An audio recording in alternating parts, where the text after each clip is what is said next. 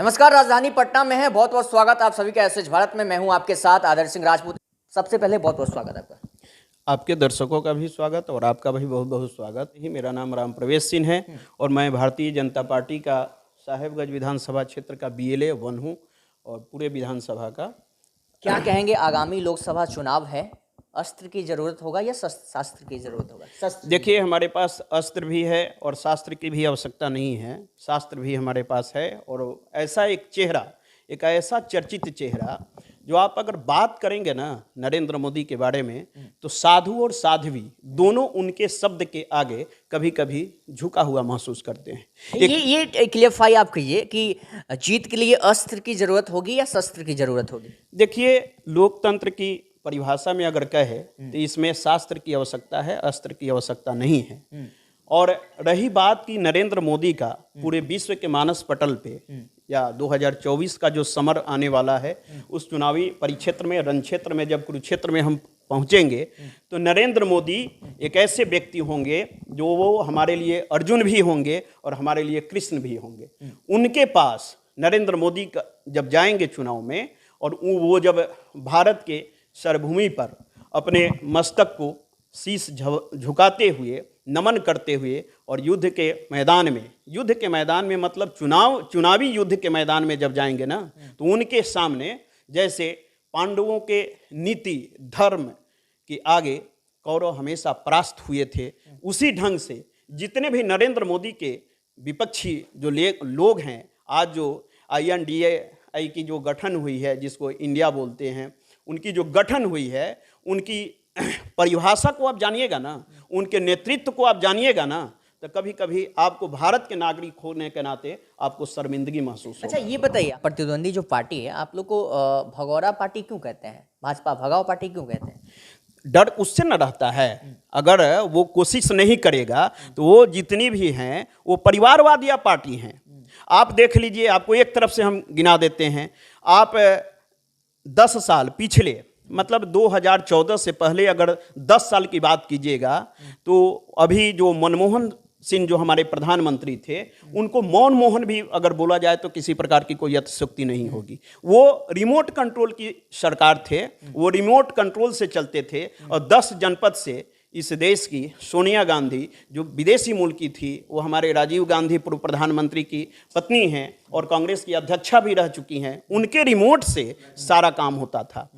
आप 10 साल में मनमोहन जी की सरकार में देखिए कि नहीं, मतलब हमारा जो युवा पीढ़ी है या ऐसे भी बच्चे जन्म लिए होंगे जो आपसे कह दे कि 2004-05 में जिन्होंने जन्म लिया होगा, आज 2023 चल रहा है, वो 18 साल 20 साल के हो गए, उनको पता चल गया ना कि ये INDA के जो गठन है, जिसके अंदर में ये गठन हुआ है, जो सांगठनिक जो ढांचा दिया है, और वो 28 पार्टियों की जो एक गठबंधन बनी है, महागठबंधन, उसमें आप अगर देख लीजिएगा तो क्षेत्रीय पार्टियां और परिवारवादी पार्टियां संयुक्त रूप से मिल करके और पूरे भारतीय लोकतंत्र को परिवारवाद की तरफ ले जाने का आप देखे हैं ना कि 2014 में क्या हुआ है, आपने देखा है ना कि 2019 में क्या हुआ है, तो आपको लगता है कि 2024 में कुछ होने वाला है? अच्छी पार्टी कहना है खेला उला होगा, ऐसा कुछ? अच्छा, क्या खेला होगा? खेला तो यही होगा कि बिहार में JDU पार्टी का अस्तित्व जो है सो खत्म होने के कगार पर है। क्यों आपको लगता है?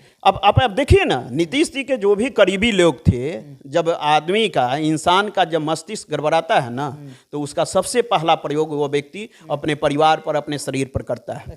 आज कितने RCP सिंह कितने नजदीकी थे नीतीश कुमार के? वो इतने नजदीकी थे जितना नीतीश कुमार के राजनीति में उनके परिवार का कोई नहीं रहा होगा। हालांकि नीतीश कुमार के परिवार से कोई राजनीति में है भी नहीं, लेकिन सबसे सन्निकटी कौन माने जाते थे नीतीश कुमार के? RCP सिन्हा। आज RCP सिन्हा कहाँ हैं? उनके बाद अगर उपेंद्र कुशवाहा की बात कीजिएगा तो सबसे ज्यादा नजदीकी कौन माने जाते थे? उपेंद्र कुशवाहा। अब जो व्यक्ति सच्चा रास्ते पर चलने का प्रयास करेगा, जो व्यक्ति अपने राजा को या अपने प्रजा को या अपने भाई को अगर अच्छा सलाह देगा, नीतीश कुमार जी क्या हो गए हैं? नीतीश कुमार जी वह हो गए हैं कि आपने देखा होगा रामायण में, रामानंद सागर द्वारा रचित रामायण में आपने देखा होगा कि कैसे रावण को जब उनका छोटा भाई विभीषण अच्छी बात बतलाने गए थे प्रभु श्री राम के बारे में, तो रावण ने क्या किया था, कुमति उनकी मारी गई थी और उन्होंने अपने भाई को लात मार करके अपने राज्य से निकाल दिया और कहा कि जाओ दर दर उस वनवासी के पास भटको। नरेंद्र मोदी का तुलना ये करेगा, ये लोग करेगा? नरेंद्र मोदी कहाँ से आए हुए हैं? नरेंद्र मोदी कैलाश से आए हुए हैं।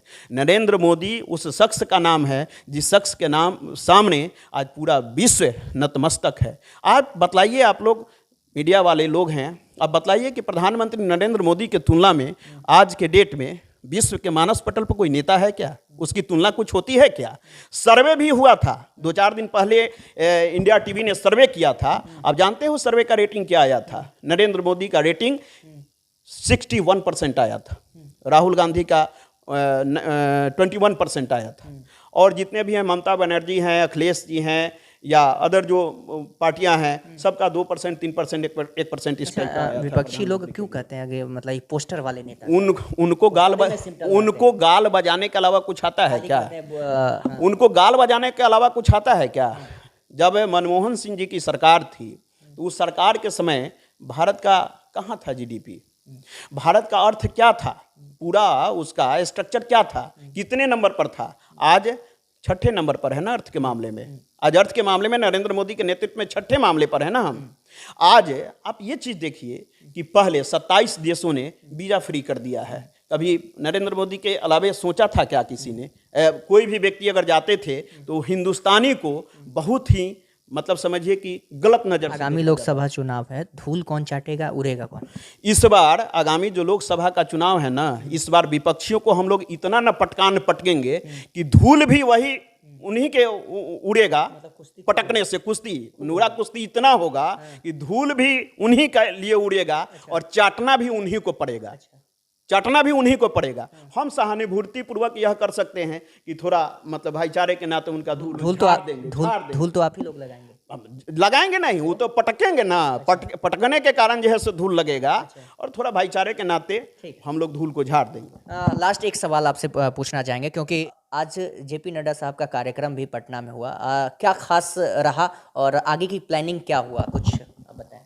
देखिए, आज जो हम लोग आए थे, हम लोगों का संस्कार ही रहा है कि हम लोग अपने बुजुर्ग को याद करते रहे हैं, और आज उनके जन्म दिवस शताब्दी समारोह में हम लोग आए थे। उनके सभी शताब्दी समारोह में जो बिहार के भारतीय जनता पार्टी के भीष्म पितामह कहे गए हैं, आज पूरा बिहार बापू सभागार में जुटा था, और उसके विशिष्ट अतिथि हमारे जगत प्रकाश नड्डा जी थे, जो भारतीय जनता पार्टी के राष्ट्रीय अध्यक्ष हैं।